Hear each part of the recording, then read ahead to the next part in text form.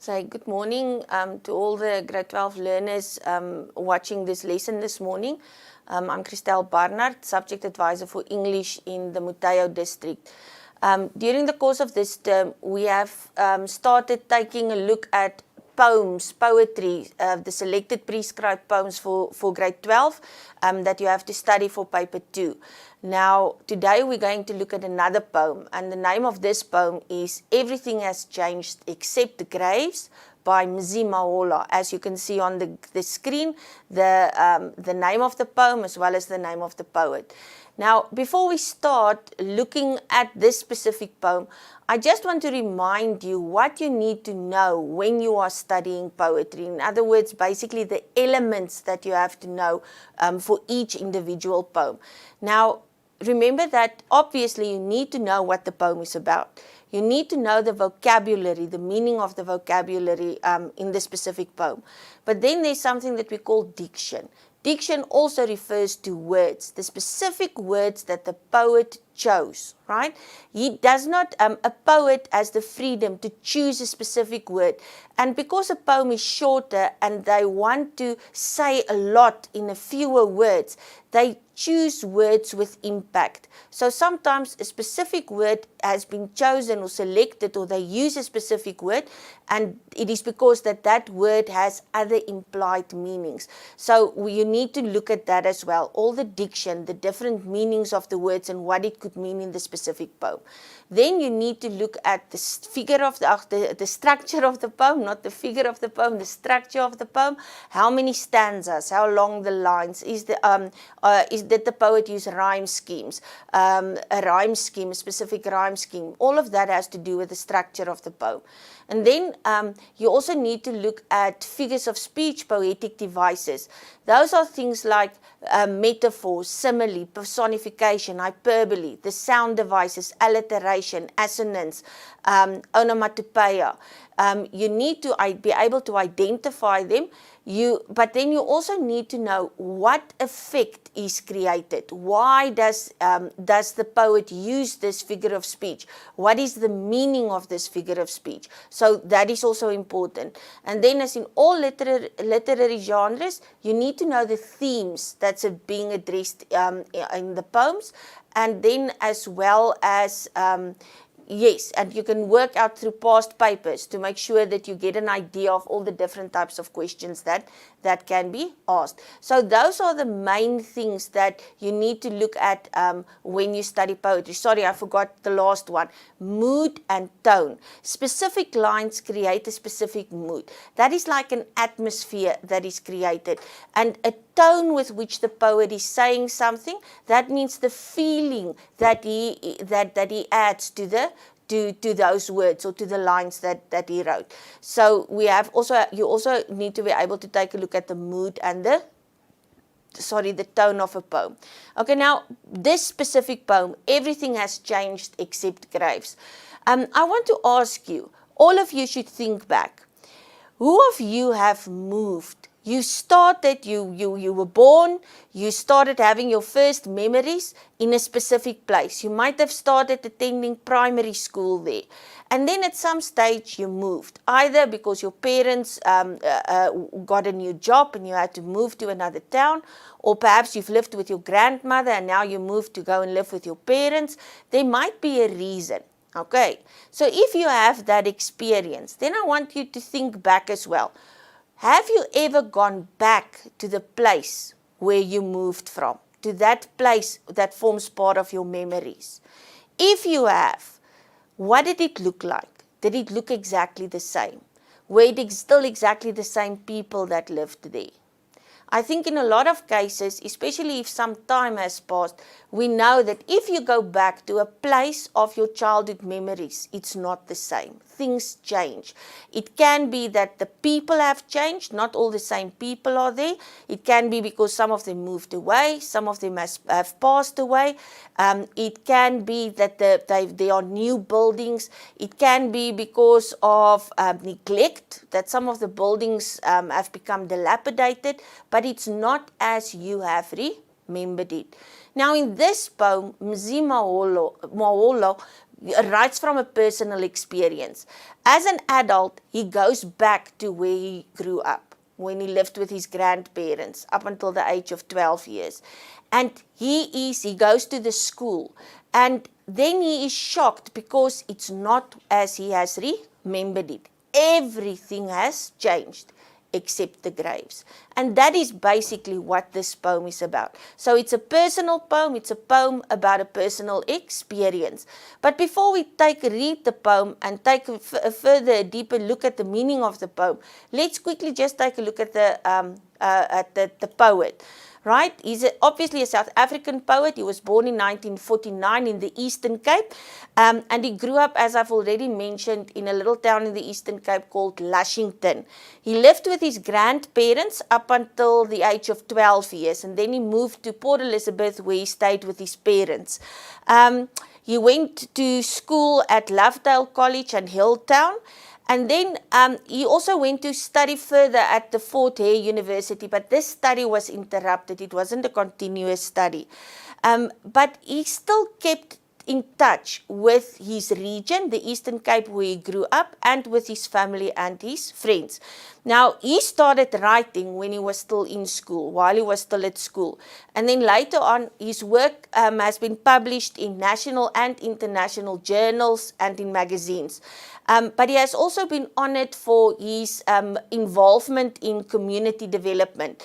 And his name has been inscribed on the New Brighton Library Wall of Fame because of his community involvement for uplifting the community.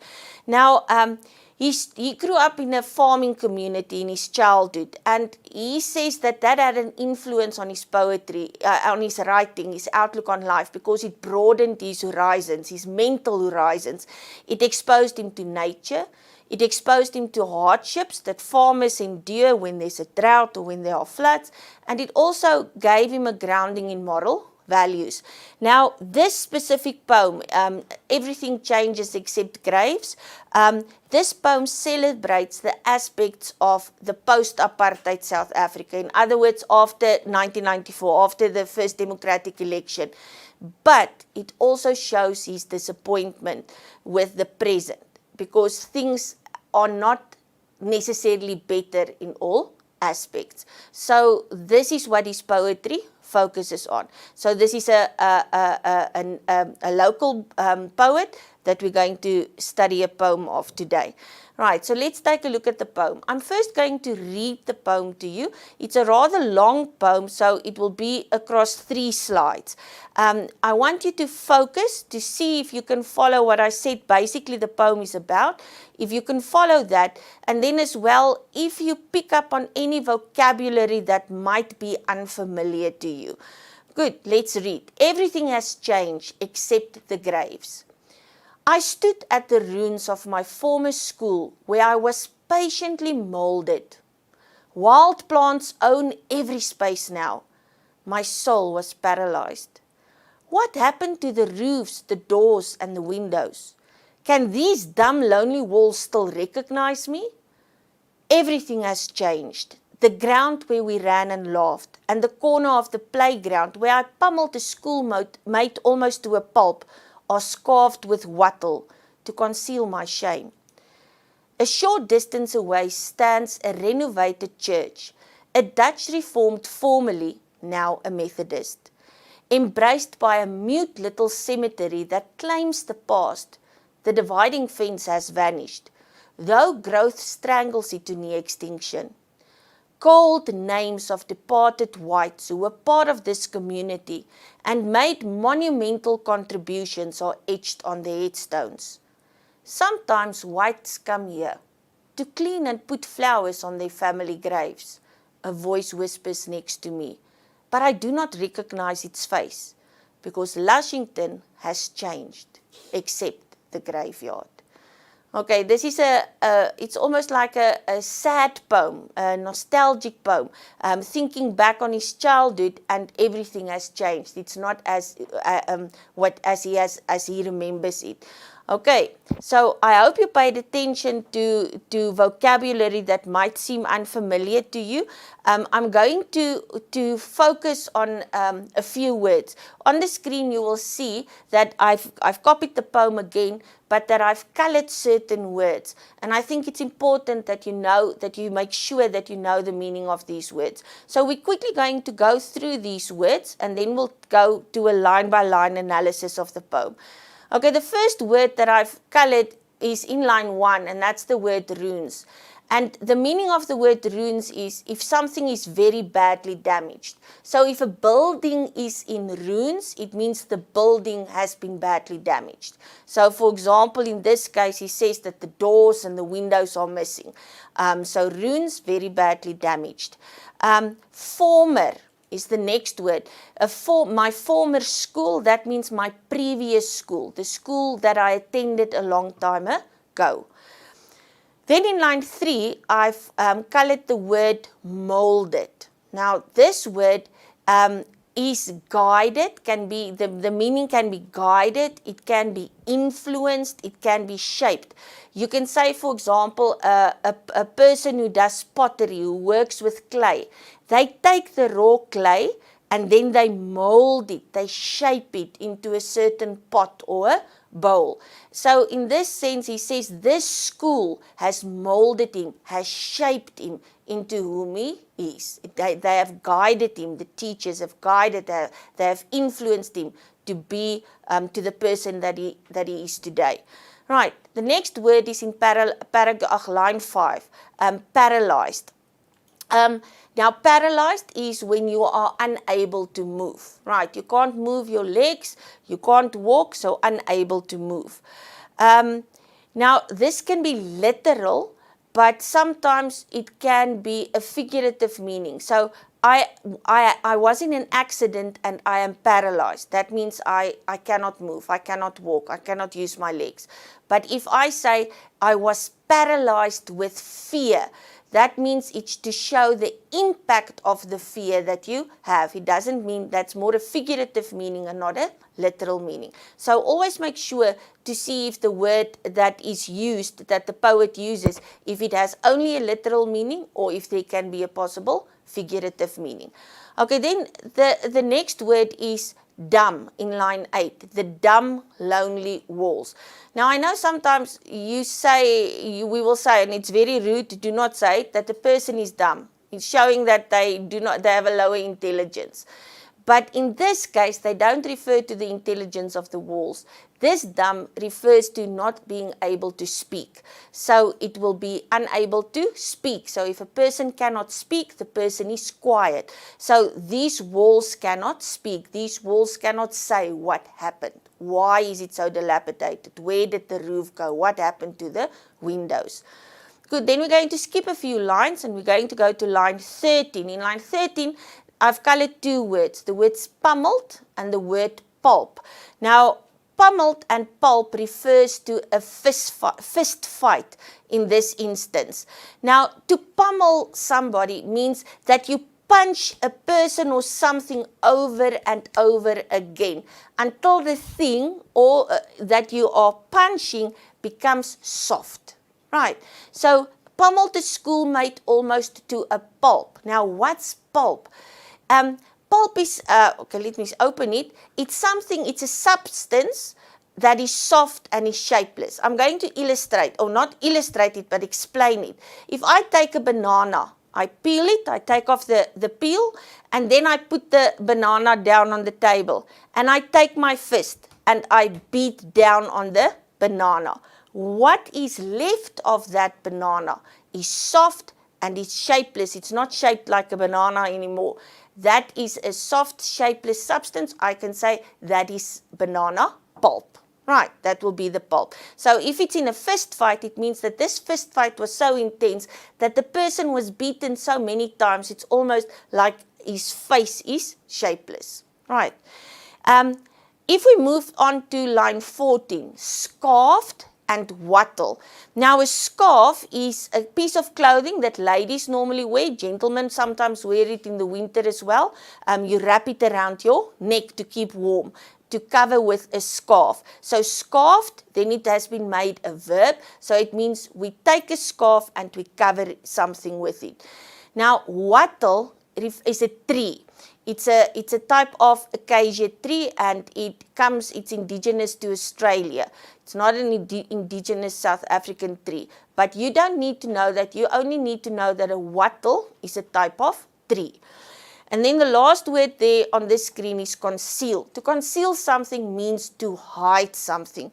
Now immediately, if you look at scarfed, just above conceal, and you look at the word conceal, then it means that this scarf was used to conceal, to hide something. Okay, when we look at the line-by-line analysis, we'll take a look at what has been hidden, what has been concealed. Okay, there the word is. Now, if we go to the next couple of lines, line 17 uses the word renovated. Now, if you renovated means to fix something up, to repair it so that it looks like new. If I've got an old chair and I fix it up, I repair it so that it looks like new, then I say the chair has been renovated. Good, in line 20, we have three words: embraced, mute, cemetery.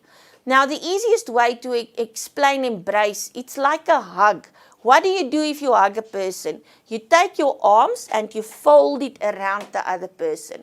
So the word embraced can also be used for literally hug, or it can, if it surrounds something. Then you can say, for example, the cloud embraced the house. So it is almost as if the cloud surrounded the house. Now, mute is very similar to dumb. Those of you who have television sets at home might know this word. On the remote control, there will be a mute button. So if you mute the television set, it means you turn down the sound. You switch off the sound. So there's no sound. And if there's no sound, it implies that it will be silent. Okay, and cemetery, I think you're familiar with. A cemetery is a synonym for a graveyard. Now, a graveyard, for those of you who are not sure, it's a place where the dead are buried, where dead people are buried. So that is cemetery. Okay, hang on, we're almost done with the vocabulary. If we look at dividing, the dividing fence. Now, to put up a division is to almost like put up a wall, to put up a barrier, to make space between two things. Extinction is when something no longer exists. For example, dinosaurs. We can't go to the veld and see a dinosaur, right? So they are extinct, they are no longer alive. The word departed means, in this case, deceased, the people who have died. And then the word monumental. Monumental comes from the word monument. Now, a monument is normally erected for a person who had done something great or something of great importance, a monument, so that this person can be remembered, but also what the person, the great thing, the important thing that this person had done. So that is monument. But now we formed the word monumental. So that will be great contributions, important contributions. If in line 27, we have the word etched and we have the word headstones. Now, etched is like writing, but if you write on stone, or then it will be called etching. So if you have visited a graveyard and you have looked at a tombstone, the names of the people who are written on that tombstone, we say they are etched on the tombstones. That is the word etched, engraved, written on. You cannot wipe it out. And then headstones, the last one, that's the stones placed on graves, the stones that are placed on graves. Okay, now we're down to the last couple of lines, and there are no words that I've highlighted or that I've colored. I think that you will be able, that all those words are milieu. So remember, it's important to know the meaning of all the words in a poem, because otherwise you're going to miss some of the deeper meaning or the symbolical meaning of the poem. Right, let's take a look. Now we're going to move on to the title of the poem. Now we've already looked at the title. You know that the title is Everything Has Changed Except Graves. Now I'm going to split the title in two. First, we're going to say everything has changed. What does it refer or imply? The speaker goes back to his hometown or to his childhood town, Lushington, where he used to live with his grandparents and where he grew up, where he stayed until he was 12 years old. But he is disappointed. Everything has changed. It's not like, yes, everything is better. It's like this disappointment. Everything has changed. So this mental picture that he has of his childhood village has been shattered. If something has been shattered, it's broken down, right? It has been destroyed. So it's something completely different. And now the reasons why we say that this mental picture of his childhood has been shattered. Because the old school that he used to attend, right, does not look the same. It's in a very poor condition. It's because of neglect. Nobody looked after it. Nobody repaired anything. So it's completely dilapidated. Then the second part, except the graves. So he says when he looks around, when he visits and he goes to the school, his old school, and he looks around and he sees how neglected and how broken and down everything is. And then if he looks further and he sees the graveyard, and then he realizes, but the graveyard doesn't look like the school. So everything has changed except the graveyard. The graveyard stays the same. So the cemetery and the family graves are the only things that haven't changed. Good. And the reason for that, we'll see towards the end, the last couple of lines of the stanza when we go to the line-by-line analysis. The reason for that is that it was a farm community. And then at some stage, the white farmers had to move. Their land was given to black farmers. And so there was no reason for them to stay around in the town. So they moved away. But sometimes they come back to visit the family graves. And if they come back to visit the family graves, then they would clean up the gravesite. Right. So that's why that looked after. Right. It didn't look like the school did. Right. So that is basically what the poem is about, and the title, you get that from the title. But we're going to repeat some of the things that we've already mentioned under title. Now, the type and the form of poem. This poem is written in free verse, freestyle. Now, what does that mean? It means that there's no specific rhyme scheme or no specific meter. Meter is almost, it refers to the rhythm. If you read, there's a rhythm. How many beats, how many syllables are there within a specific line? So there's no rhyme scheme, no specific meter in freestyle, in a free verse poem. And you will also notice that the length of the lines vary. All the lengths are not exactly all the lines are not exactly the same length. And the reason for this is it makes it sound, if you read the poem, it makes it sound as if the poet, as if the speaker is actually talking to you. It's like a natural speech. It's like a natural conversation. As I'm talking to you now, I'm not talking according just to a specific rhythm. Sometimes I slow down. Sometimes I take a breath. Sometimes I cough. So it's not a specific rhythm, and it's like we're having a conversation. So that is the effectiveness of freestyle, as if the poet is sitting down with us and he's telling us in a conversation about this experience he had when he went back to his childhood hometown. Right. Now this poem consists of 2 stanzas. Stanza 1 is rather long and has 27 lines. Whereas stanza 2 is shorter and only has 7 lines. Now, in the first stanza, there I've just placed a picture of a dilapidated school, something that he describes in the poem without roofs, without windows. And there's the graveyard, but it's still neat. The grass has been mown. You can see that there are no weeds growing. Okay, but let's take a look at the first stanza. Remember, we're looking at the type and the form. So we said the type freestyle. Why? no rhyme, no specific meter, and the length of the lines vary. And the effect of that is to create a natural, like a conversation, a natural speech pattern.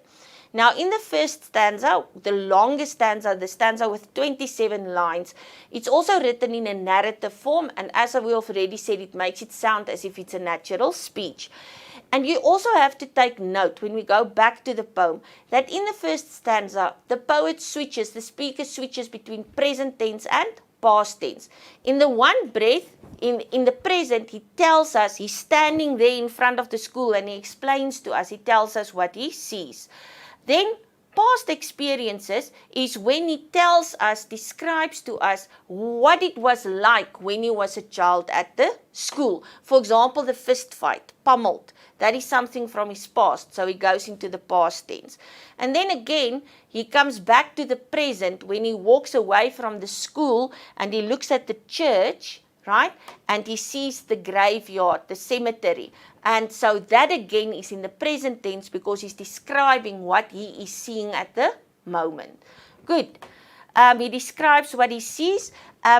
His descriptions are very vivid. He uses a lot of visual imagery, right? He creates certain images to create clear pictures, so it's almost for the reader as if we are seeing what he is seeing. So he's basically painting this picture, coloring in with words. Good. In the second stanza, it's also written in the present tense. The speaker, he says that there's he hears a voice whispering in his ear. So the speaker portrays what he hears. He tells us what he hears, what this voice is whispering, and he also tells us what he feels when he looks around in the cemetery. Okay, so that is basically the type and the form. So what is important to know is free verse. Why is it free verse, right? No rhyme scheme, no specific meter, and the meter, remember, it's a rhythm, and then it's also different varied line lengths, and the reason for that is to create a natural speech pattern, so it's almost like having a conversation. And then you have to know that there are two stanzas. The one stanza is much longer, 27 lines. The second stanza is only 7 lines. And then you also need to know that he uses the past tense and the present tense. The present tense for what he is looking at. He's describing what he is looking at. And then he goes into the past tense when he remembers what it used to be like. Right, a childhood memory. Okay, and that is basically what we need to know about type and form. Now we're going to look at the poem. It's a line-by-line analysis. So you will see on the left-hand side, you have the actual lines of the poem. And on the right-hand side, I'm just trying to say it, to explain what it means. So the speaker, I'm not going to read all the lines again. We're just going to talk through the poem, right? What is the poem about? What do we see? So in the very first 2 lines, he's saying that he returns to his former school, right? The school that he had attended previously. And then he says, at this school, in line 3, he was patiently molded. So who molded him? Who shaped him? It was the teachers, right? So as I said, molded can be referred to for literally, for example, a person who's forming something from clay, but it also can be when you take a sharp knife and you cut out something. That can also be a mold, right? You mold it by a sharp instrument.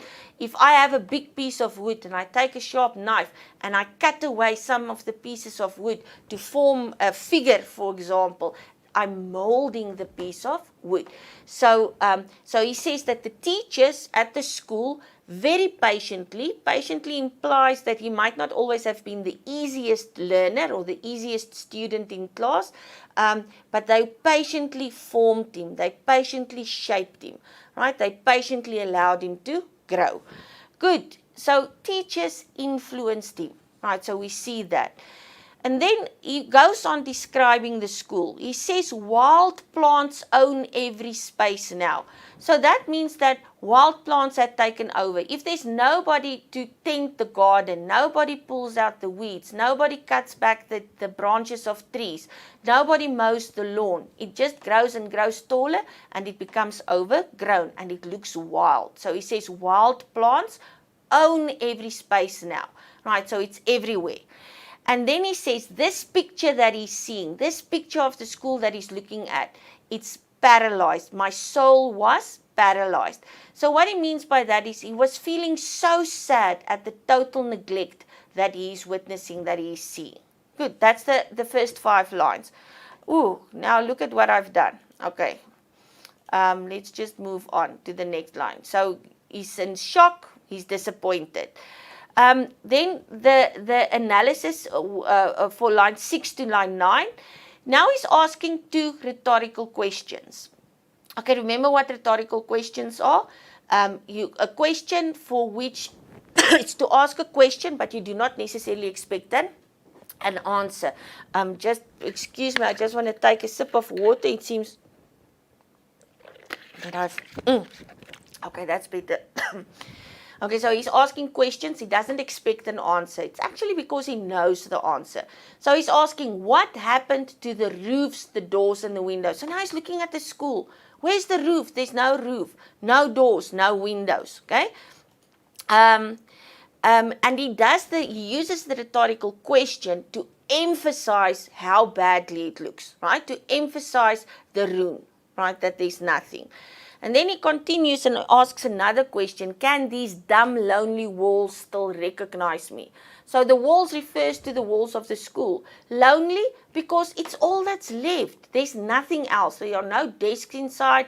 There's no roof. So the walls seem lonely. The walls look lonely because there's nothing else. And remember we said this dumb means not being able to talk. So these walls cannot talk. Right? It's not that the walls can tell him what happened to the roof and the windows and the doors. Okay, right. The next 5 lines. Now he goes back. He says again, everything has changed. That's almost the answer to the 2 previous rhetorical questions. And then he goes on and he remembers. Now you will notice that he moves to the past tense. He remembers he looks at the school and now he remembers some things from his school years there. He says he sees the ground where we ran and laughed. So obviously he enjoyed it. He was happy there because they were playing around and he was laughing.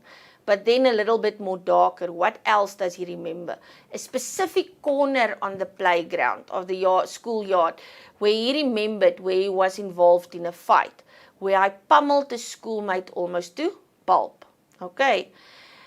Now he says, what happened to that corner of the schoolyard? He said, are scarfed with wattle to conceal my shame. Scarfed with wattle, we said scarfed, it's almost like covering it with a scarf. So this is not a literal scarf. They say it's scarfed with wattle. So the wattle trees, remember we said wattle refers to trees. The trees have grown so big, the branches are so long. It's almost as if it is covering this spot where he had this fight. And he says, what's worse, to conceal my shame. So now as an adult, and he looks back and remembers that, he's ashamed of what he has done. So he said it's almost as if these trees and are hiding his shame so that he doesn't need to remember it. It's almost like justifying it. Okay, right, we've already said that. I'm just going to go on. Right, the next couple of lines. A short distance away stands a renovated church. In these lines now is a contrast. Remember, we used the word ruin in line 1 and 2, and how he describes the school in line 6 and 7 and 8 and 9 with the doors and the windows that are missing, the roof that's missing, the garden that's unkept, the wild plants. But now he uses the words renovated. Now remember, so he's comparing this church that's just next to the school and he looks at the church and he looks at the school and he says the church has been renovated. Now we said renovated means it has been repaired. It's almost like brand new. Okay, so he does that to create a contrast between the two buildings. Nobody looked after the school. The school building has been destroyed. But the church, on the other hand, looks as if it is new. Then he says in brackets, a Dutch Reformed, formerly, now a Methodist. That's important, okay? So the church has not only been renovated, the church has changed in other ways. So it's not only the school buildings that has changed, the church has changed as well. So although it still looks new, right, there are other changes. The Dutch Reformed Church was formerly a church attended by white people, right? So it used to be a white area. But now it's a Methodist church. So a Methodist church is a more liberal church, right? People from all different races attend the Methodist church. The Dutch Reformed Church, formerly a typical Afrikaans church, but a Methodist church, a more English church. Okay, so he says, so it's not only the physical changes in the two buildings that is contrasting, but with a reference to the way in which the congregation, the type of church, the denomination. The denomination is specific type, specific branch of church. How that has changed also implies the change in the community, how the community has changed. But now he goes on and he says, not a short distance away from the school, there's this church. And then in line 20, embraced by a mute little cemetery. So it's almost as if the cemetery is surrounding this little church. Okay, remember the word embraced? But now, mute also means unable to speak. Mute means silent. So even, this has more than one meaning. So obviously, the graves cannot speak. So the graves cannot tell him, the cemetery cannot tell him what happened, right? And in the same way, it refers to dead people are buried there. So dead people cannot speak. So that's why it is silent. So there are two possible interpretations to that line, or the references to that line has. Okay, that claims the past. The dividing fence has vanished. So the fence that was that divided the if I can put it the between the church and the school. This fence that divided the area has been removed. Though growth strangles it to near extinction. So there's also a lot of plants. It struggles to grow. It struggles to exist. Okay, I'm just going to open up that. We've basically talked about it. Now the next 4 lines. Called names of departed whites. Okay, who were part of this community. Now, remember who were part of this community. So, called names of departed whites who were part of this community and made monumental contributions are etched on the headstones. So, he looks at the graves and he sees the headstones, the tombstones, right? And he sees the names that are written on it. And he recognizes these names are names of white people that have passed away, that have died. These white people were a part of the community. A long time ago, when he was a child, they used to live there. Okay. And these people made a lot of great contributions to the community, to the society. So remember the monumental. It's almost ironic, right? That everything else is dilapidated, but the graveyard is still intact. And their names are etched on the headstones. I want you to look at the word cold. Okay, basically, let me just open it up. Death is associated with cold, right? If a person passes away, your body temperature drops, and so the body becomes cold. Stones are cold. The tombstones, stones would be cold when they touch them, the tombstones on which the names have been etched. So that word cold can refer to both of that. And then also a third possible interpretation that I read in the Oxford Study Guide is that it can also refer to the attitude of the community, that the community had a cold attitude. In other words, they weren't open and welcoming. The community of the white people who used to live there. So that's another possible interpretation. And then just the etching the names of the departed on headstones is like etching them on monuments. They should never be forgotten for what they have done. But it's not why won't they be forgotten? Not because it's a monument, but because it's a gravestone. Normally we erect a monument, but in this case it's a grave. Okay, the last couple of lines, the last stanza. Sometimes whites come here to clean and put flowers on their family graves. Now he says, he gives us the reason why it is neat, why does it look renovated, right? Because the white people who used to live there, they sometimes would come and they would visit the family graves. I want you to notice it is there that lines 29 and 30 are written or typed in italics. And there's a reason for this, right? There's an interview that has been conducted with the poet, and he said the reason why he did it was to show that it's a different voice. So it's not the speaker. The whole time the speaker is telling us what he is seeing, and then this voice tells him. Sometimes the white people come here. Why? To clean and put flowers on their family graves. So he puts it in italics to show us that it's a new voice, a new speaker. Okay, I've mentioned everything already about the first block. Okay, if we move on, this is the last couple of lines. A voice whispers next to me. So what that voice, they come here, they clean and the graves and they put flowers. That voice, the two lines that were in italics, a voice whispers next to me. But I do not recognize its face, right? So the person is a stranger. Now remember, he has moved away. So it could be that he doesn't recognize him, but the stranger, the person to whom this voice belongs, also does not recognize the speaker. He doesn't recognize the poet. So it shows that time has passed. It could be literally because it's too much time, and it can also be because it's really a stranger. They really don't know one another. This is just what the poet in this interview that I referred to, where they asked him questions about this specific poem.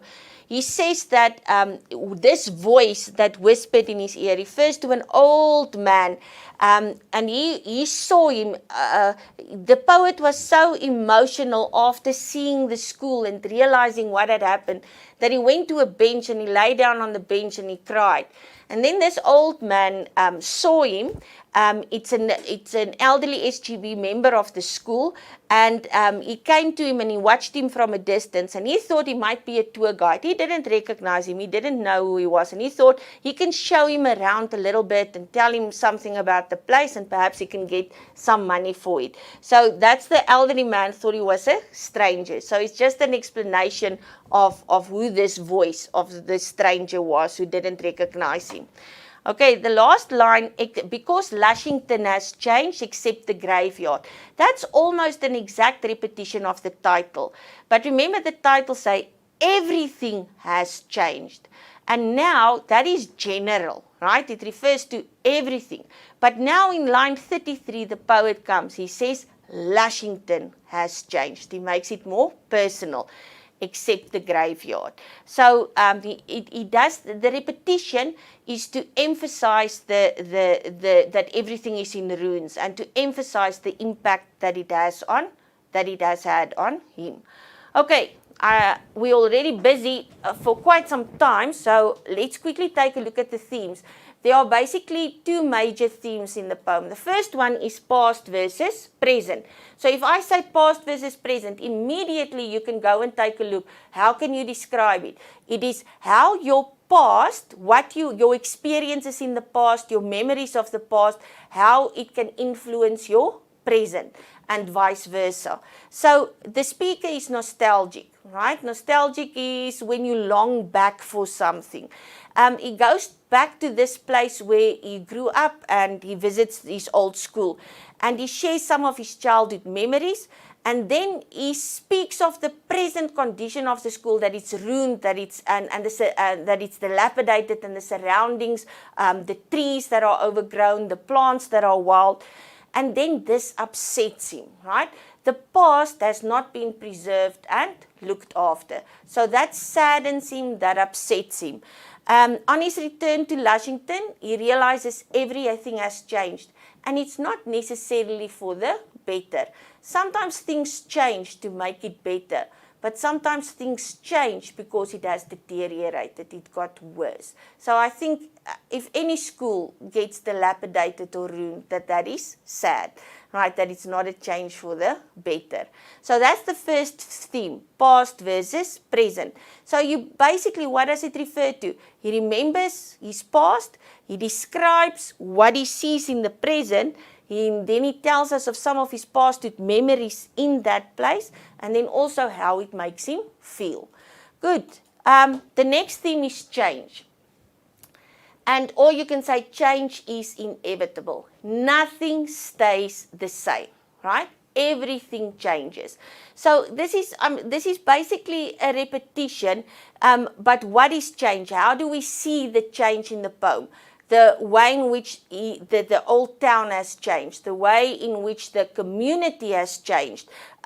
He visits it, he sees the changes, he reflects on the changes that he sees. The reference to the school ground, to the school building, the playground. But the speaker has also changed. Remember, he's much older, he's grown up, he's an adult now.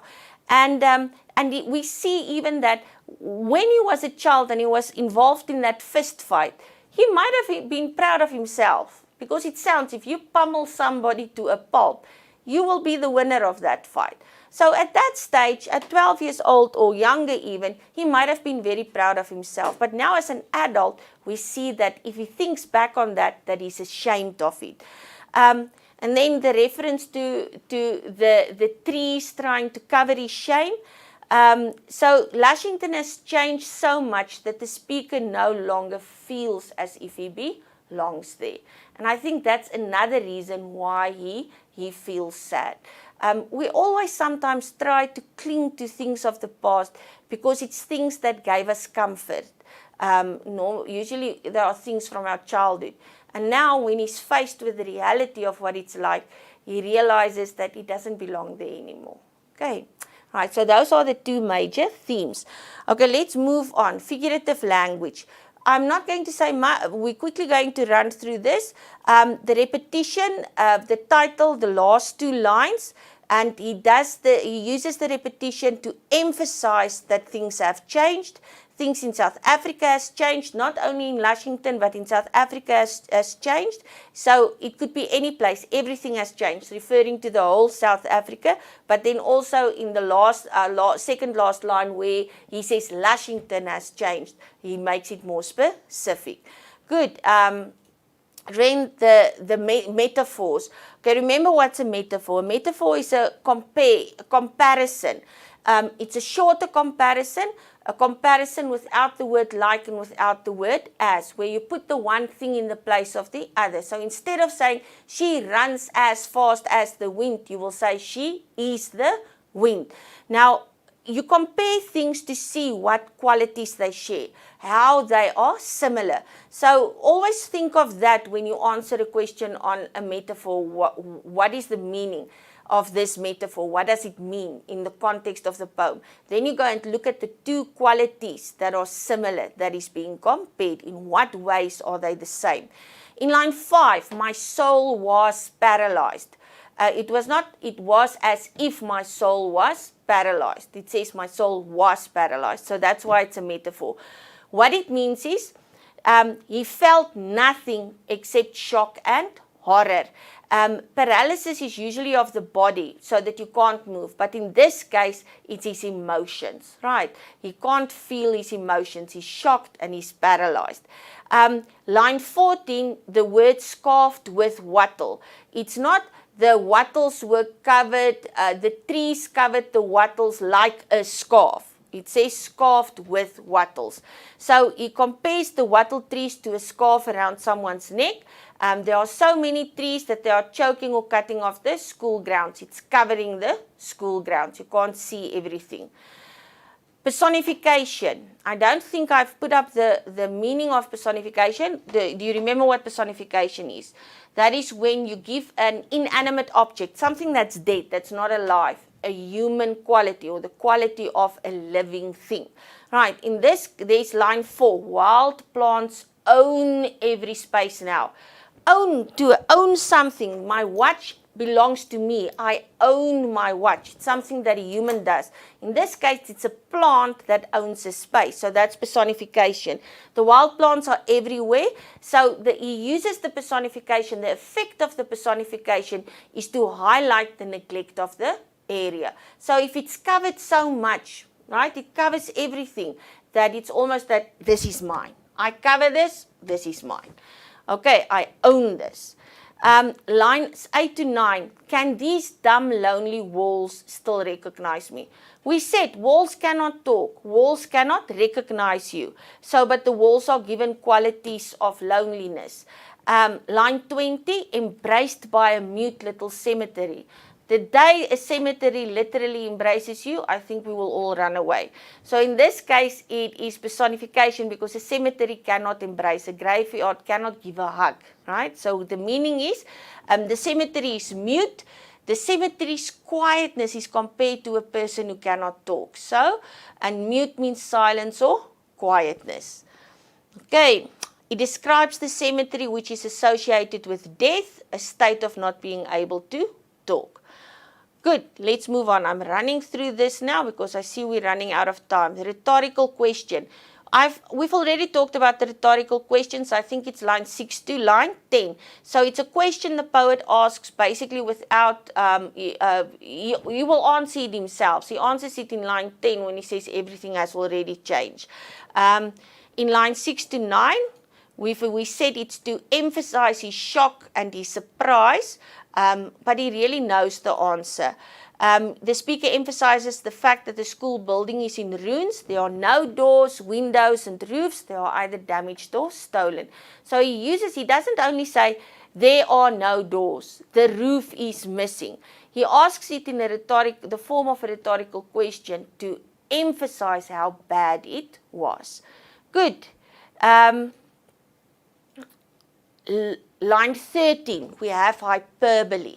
Now, hyperbole is exaggeration. When you make something worse, much worse than it really is, or when you make something much better than it really is. In line 13, where I pummeled a schoolmate almost to pulp. Now, this is a severe form, this is the image that to sit and really hit repeatedly so that the person's face will be a pulp. Remember we said it's unrecognizable. Remember what I said, if you think of what you do with a banana, what the banana would look like. So that is made, it's exaggerated, it's made worse. Then euphemism in line 24, called names of departed whites. The word departed is a euphemism. Instead of saying dead people, right, or the deceased, he uses departed. It's a softer, kinder way of saying something. That's euphemism. Okay, the last thing that we're going to take a look at is the tone and mood in the poem. The tone and the mood varies. It changes throughout the poem. There are certain lines that's a specific tone, and then there are certain lines that has a different tone.